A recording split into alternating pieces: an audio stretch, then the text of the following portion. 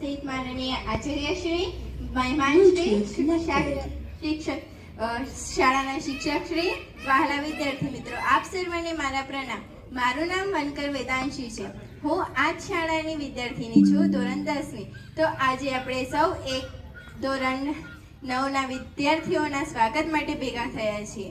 તો ધોરણ 9ના હું મારા 1 વર્ષના અનુભવ તમને કહીશ. તો તમારી જેમ મારે બી પહેલાં જે વખત આ સ્કૂલમાં આવવાનું હતું તે વખત મારા મનમાં પણ તમારા જેમ ડર હતો કે આ શાળા કેવી હશે, મને ફાવશે કે નહીં ફાવે, શિક્ષકો કેવા હશે, ભણાવતા કેવા હશે, ભણવાનું કેવું હશે.